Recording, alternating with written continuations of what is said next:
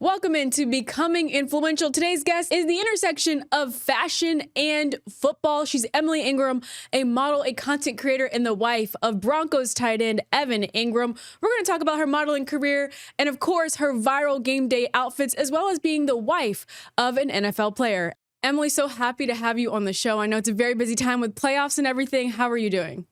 Doing great. Very happy, very excited. So just such a good time. With the NFL's being in the part of the season that it is right now, I feel like my entire algorithm is NFL wives and girlfriends. Your husband plays on the Broncos. You're all having an incredible season.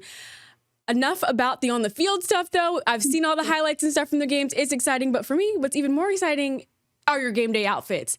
Every single game, you're popping up on my algorithm for good reason. You should be on everybody's For You page. Can you walk us through the creative process of coming up with those outfits? Because it's not just, going to the mall and buying something and putting it on. Like, your outfits are 10 out of 10.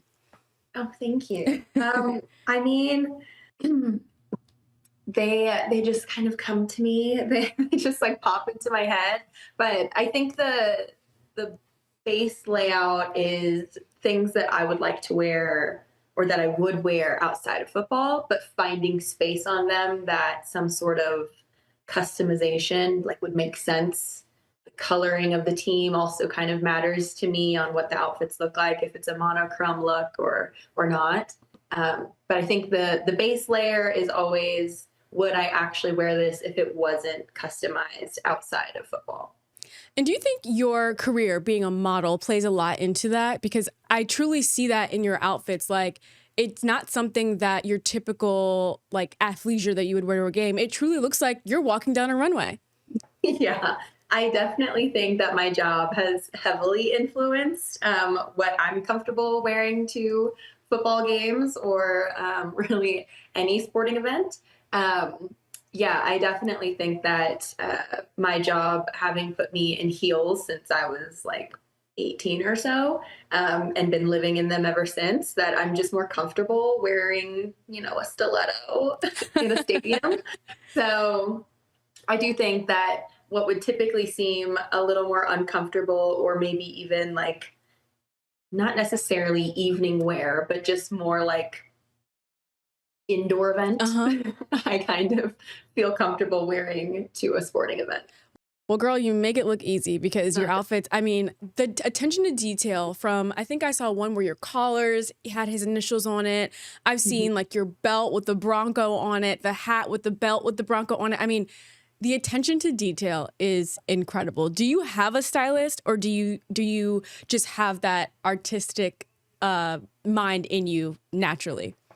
I definitely have a creative edge, so a lot of it is me, but I don't have a stylist. I think the closest to a stylist I have is Pinterest. Oh, and that's like me kind of looking at more of a vibe. So if I do want to wear more of a sneaker or kind of look a little more edgy, I'm typing in like streetwear outfits. And so it doesn't ever have to be NFL wife outfit vibe for cold weather. Like, it's not like that. It's just, I kind of have a vibe I want to go for that weekend. Or if I know 2 weeks out, then I kind of just look at what maybe is trending and how I can kind of customize it to make a little more sense. The color coordination, that type of stuff. But it's me and Pinterest against the world. Well, everyone watching right now, you just heard it straight from Emily. Like, please go download the Pinterest app if you haven't already. Don't just use it to make your wedding vision board. You can also use it for your outfit of the day, outfit of the game. That's a great tip, Emily. And now I'm curious too. Are you someone who plans it the week of? Like, do you already have your outfit for this weekend, or did you plan it like kind of weeks in advance? How long does this outfit process take? So this year I wanted to be a little more on it because last year it was week by week, and that was a lot more stressful. So I thought, okay, this year, new team, like new vibe, let's kind of get it figured out. And then when we got here, everyone was like, okay, well, the weather is kind of bipolar, so it can be December and no snow and kind of warm. And that's exactly what happened. So this year I did have it fully planned out. I went very type A and like made a Canva spreadsheet with all of the ideas and vibes on it. That's not my norm, but I did do that this year, and kind of worked week by week, tweaking things for the next week.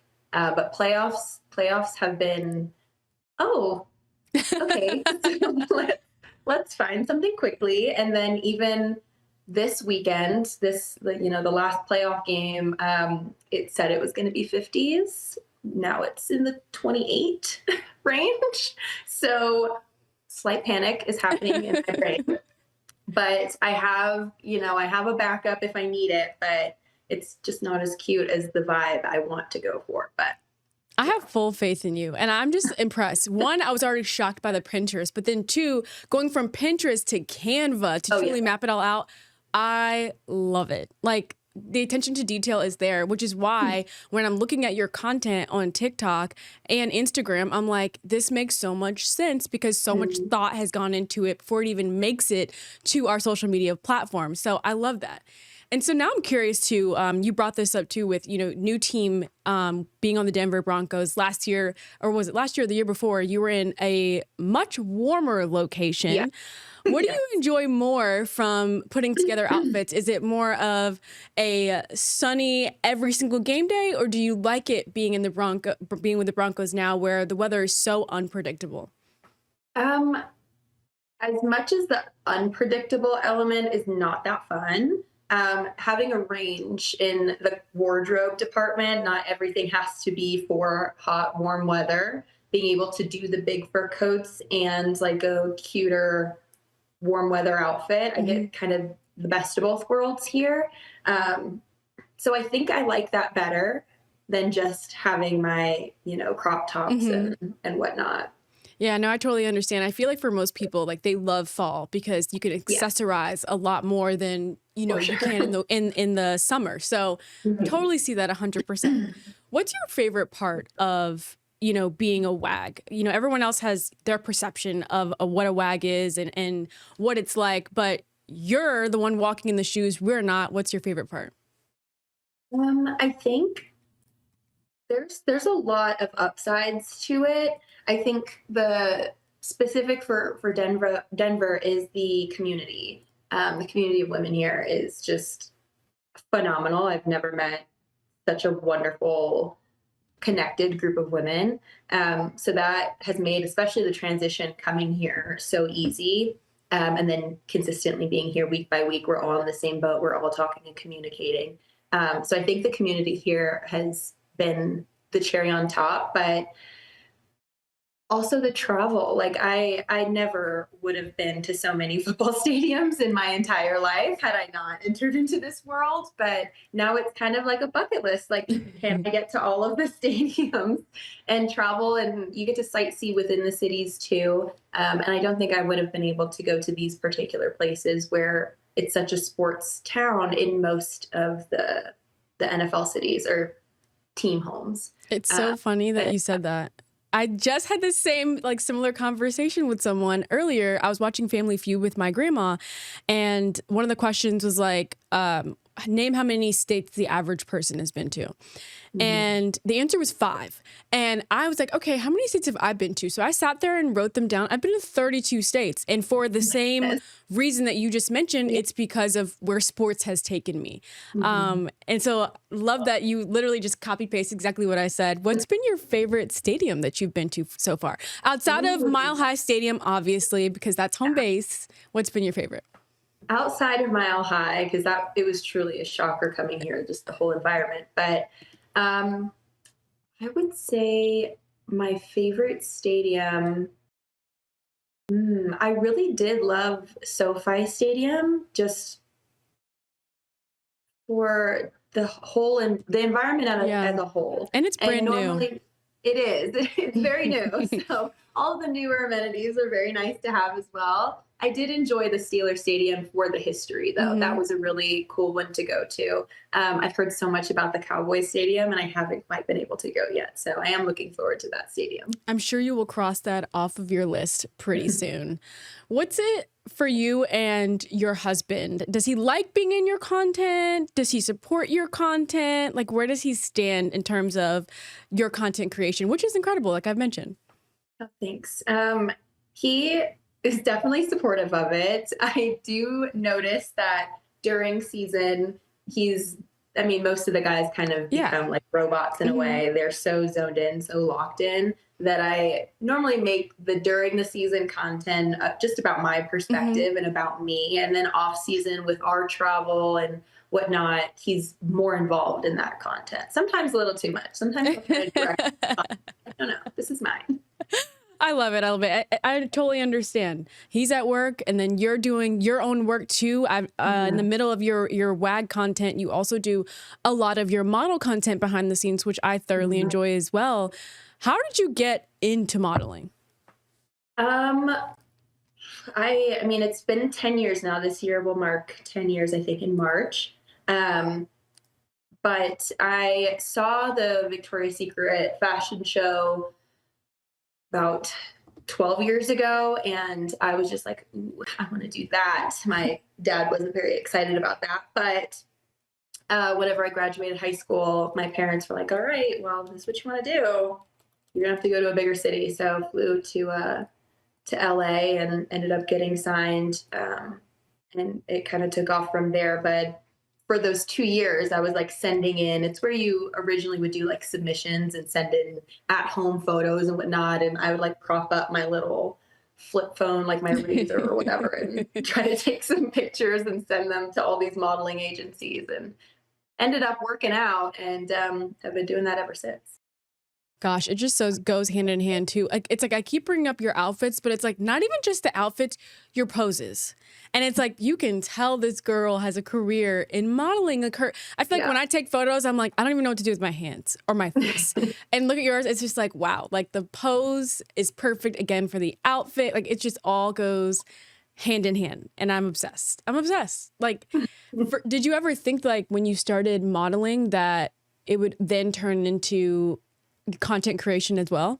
Definitely not. I mean, when I started, it was well before content creation was like a job. So it was not even a thought in my mind. And whenever it kind of started up as far as content creators, I really didn't understand like what that world was like. And it wasn't until my husband was originally with the New York Giants, and then he went to the Jacksonville Jaguars for about 3 years. And when he went from Giants to Jaguars is when I was like, let me just see what these like, what this TikTok's about, like, what is it? And then really fell in love with it. And I absolutely think that modeling helped desensitize me a bit to like taking those photos and recording myself in public. I'm just used to having to do video and photos in public spaces with modeling for so long that it kind of just naturally crossed over. I love that. And for modeling, did it help you? Do you have to talk ever in your modeling shoots? Or did that come naturally just for you being able to talk in front of a camera? I'm a pretty extroverted person, so I do love a good yap, and I could talk to a wall. So talking to a phone really wasn't that difficult. I do think that modeling, it's not really talking in modeling, but I'm constantly on set with brand new people. So I'm having to create a connection with the photographer, and I'm sitting in a makeup chair for several hours. So I'm communicating and connecting with hair and makeup artists that I have never met before. So just kind of being quick to build a connection is easy whenever you're talking to yourself, especially, but talking to a camera with the idea that other people will see it felt and feels natural. Absolutely. I can totally see you being able to talk to a wall or anybody with watching your content. I mean, even like when you're doing your Get Ready With Me and your vlog, it just feels like, hey, I'm sitting in her, bathroom, her vanity, like getting ready with her. It just feels so natural and not forced. Even when I'm watching, some of the things, like I think I was watching, you got like a T3 curling iron or something. I'm like, I can't even tell this is like a branded piece of content. Like we're just chilling, hanging out, watching her do her hair. Like it's amazing. I love it. Has branding come naturally to you as well when people send you, things to either put in your videos? How does that process work for you? I think that's it's weird that it's the most uncomfortable part. Like I feel the most aware of what I'm doing whenever it is branding, just because it's someone else's product. It's me making sure that it's visible and like all these little things that I don't normally have to think about in a video, and also being truthful in how I'm using it and if I really do like it or not, without like upsetting or offending a brand. So that's the part that's probably the most unnatural for me, like doesn't come the most natural to me, even though with photos, it's very easy for me to pose and hold an item that I might to be selling to people. Absolutely. I'm curious, on the flip side, what's on your algorithm that, helps you come up with some of your content ideas or just things that you like to absorb on your end? A lot of it is fashion. A lot of it's like OOTDs, outfit of the night, date night outfits, those type of things, and a lot of trending audios as well. Just because I like to do like a voiceover whenever I'm doing my outfit reveals for game days. So a lot of the girly pop stuff is on my algorithm. We stand for girly pop stuff because that's what mine is too, which is literally you on my feed. It's either like you or like some sort of football highlights, or I'm trying to think what else. Food is also on my algorithm, like quick meals, like that's me. That's me right there. Okay, we're gonna play a quick little game before I let you go because it's been so fun. I feel like this has just been like girly pop yap, like those ones that are like FaceTime while I get ready. That's what this has felt like. So thank you, Emily. We're gonna do a quick little rapid fire. Sneakers or heels for a game? Heels. I should have known you were gonna say that. OOTD, reel, or vlog for game day? I think vlog. Long form. I meant to ask you, are you on YouTube or are you just TikTok, Instagram? I'm not on YouTube because I'm scared of YouTube. No worries. Don't know how she works. I'll figure her out one day, but I'm not on it yet. No worries. I know long form feels more like scary than just like a quick like 1 minute video. Right. Post game meal. Are you more of like healthy on game day, or do you like, is that your cheat day vibes? I am probably the least healthy person. So we're having whatever, we're eating whatever. I stand that. I'm always for a good meal. Are you a phone eats first type of person, or do you just like to eat your food and not post any of your food ever? It depends. It depends on who I'm with. If I'm with the other girly pops, they'll normally wait for me to take the photo so that I can send it to the group and then everyone can post and repost it. But if it's Evan and I, like, we're just getting straight to the meal. Do you have a real camera, like physical camera, or is everything shot on your phone? I have a real physical camera. All of like TikToks, those are all on my phone. And then any like photos from game day is on my camera. Do you like to edit within the platform like TikTok, Instagram, or are you a CapCut girly? Within the platform, for sure. Okay. I need to get my platform game up because I'd be like trying to do all the cool things. Everyone has this cool text and audio now on CapCut, and I'm like, should I lean over that way? That's good to know. Are you more of a trending audio person, or do you like to just yap, no music at all? Trending audio. I tend to ramble, so that makes my editing a lot harder when I gotta figure out what makes sense and what doesn't. How are you with TikTok dances? Yay or nay? No. No dances. Me too. I like watching them. Like they do come up on my feed, but for me doing them myself, no. I had another wife of an NFL player on here. She was like, I do them with my kids, but they're saved in my drafts. I'm not posting them. Yeah, my cousins, they can get me to do a TikTok, but it might be like on their platform. I'm not putting that on my platform. Absolutely. Do you like makeup get ready with me or hair tutorials? Makeup get ready with me. I was a hairstylist, so I feel like I've got the hair down.